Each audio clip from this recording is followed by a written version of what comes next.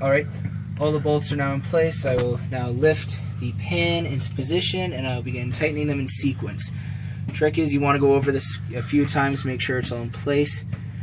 There is no specific torque spec for these. Actually, I'm sure there is. But for now, you just want to go tight with a ratchet.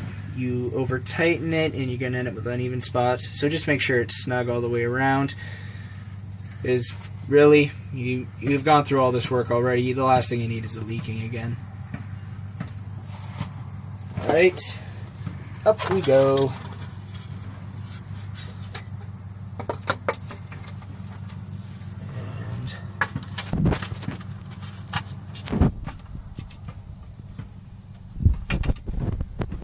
Just start by threading a couple by hand.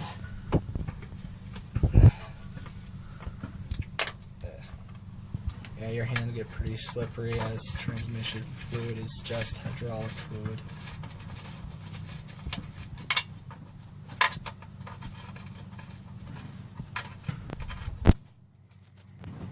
Alright.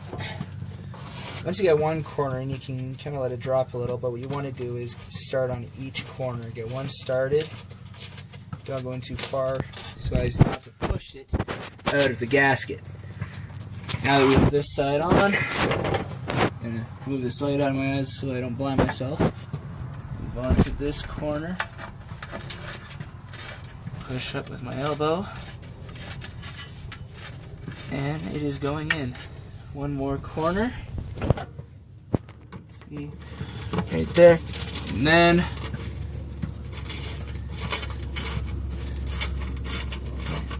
it's not even in.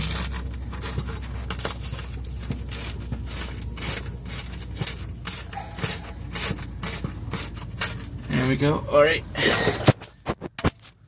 Now I'll just go around with the ratchet. Wiping my hands a little bit. If you're wondering what's all over the ground, that is not transmission fluid, that is the brake clean. I said it evaporates quickly. It does not evaporate off pavement very well. So usually a towel or something is a good idea. I totally forgot about that, so sorry, Greenpeace. I'll probably get some kind of environmental fine in the mail or whatever. Or someone posting a comment about how I'm killing the earth, but that's nothing really too much to worry about in the comments because people are always hating on diesels. I'm not sure what we've done wrong to deserve all this hate.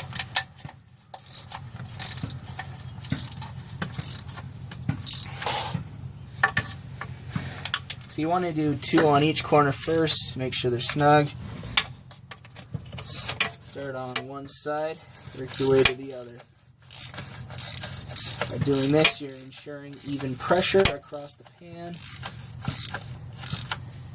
which means you will get a secure fit. Should be another one right there.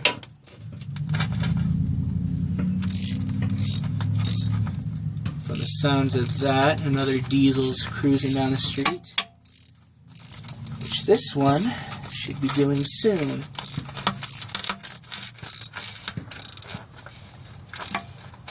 It's a little crunchy under here due to all the sand I'm on, which is that sound you're all hearing right now, or at least I'm hearing. Alright. We'll just cut to a break now. You can see what I'm doing. I will finish tightening these up. I will show you the finished product. And then we will begin filling, and we'll hopefully run it. Alright, so the pan is now back on the transmission. As you can see, all the bolts have been tightened. New gasket is in place. So now we'll begin filling the transmission and finishing the service. Alright, on to the engine bay.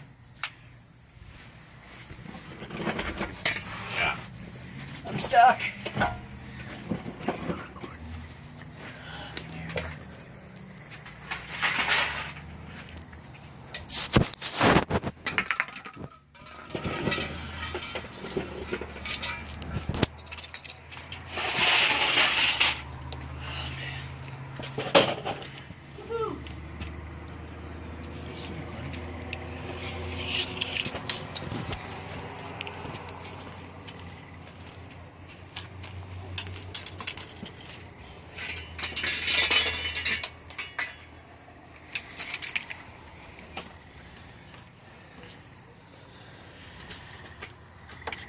turn it to me.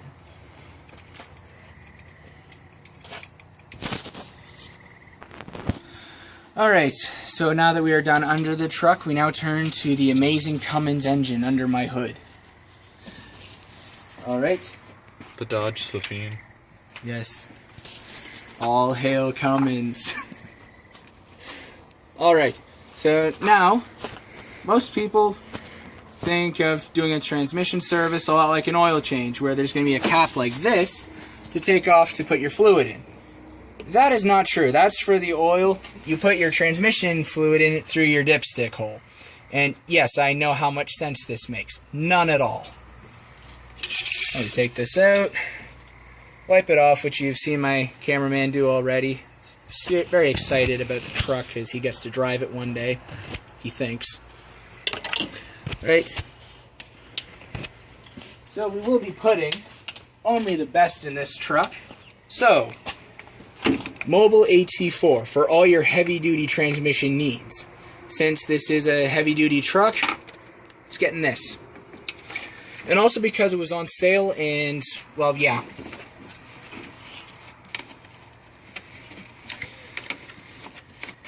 People say that they can't afford to do maintenance on their vehicles due to their budget or whatnot. Take this for example. I have no budget because I have no money. So doing everything myself is the cheapest way of doing it. First step to this is usually picking up a service manual or having a good friend who knows a lot about this stuff. In my case, I just get to wing it. Alright, now I'll try to do this without drenching my engine bay in tranny fluid. This thing will take about 7 liters. So I bought 10. Actually, this is on sale at Canadian Tire right now for, it was 28 bucks. So, if I post this video tomorrow, about 3 days the sale will be over. So, look at the posted date before you rush out to Canadian Tire and get mad at them. Or me for saying that. There's a mosquito on my arm, isn't there? Yeah.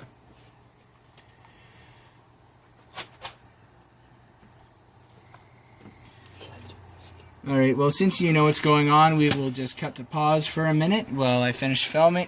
While I finish filling here. Then we'll come back, check the fluid, and hopefully start this thing without ticking off all the neighbors. Alright, so we've just put in 6 liters of tranny fluid. What we're going to do now is take the funnel out, put the dipstick back in. There's probably a lot of you who are thinking you just... let me help the cameraman here. A lot of you thinking you just do this and, look, pull it out, it's done. That is not the case. We have to start this thing, put it in drive, put it in reverse, make sure fluid's flowing through the entire transmission. Then we leave it running and check it while it's in park.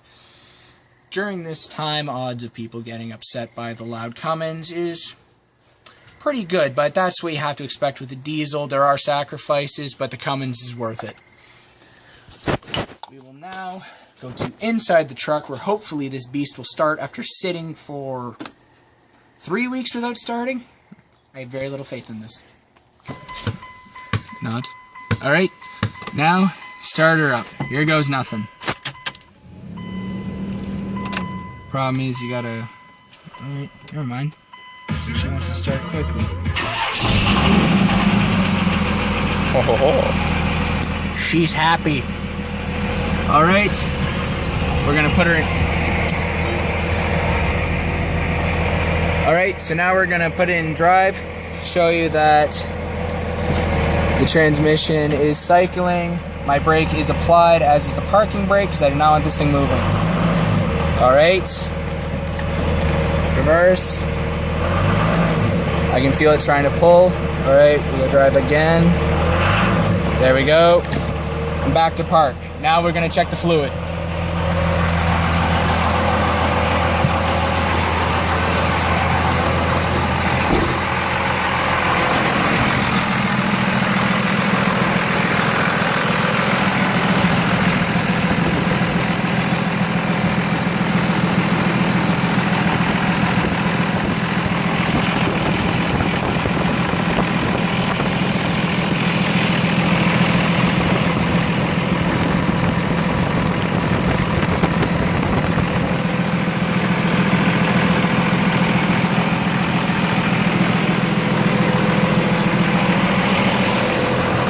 So she's going to need about half a liter more, which is what I was expecting. We stepped away from the truck so the phone can actually record my voice, because I guarantee all you can hear right now is awesomeness from that inline 6.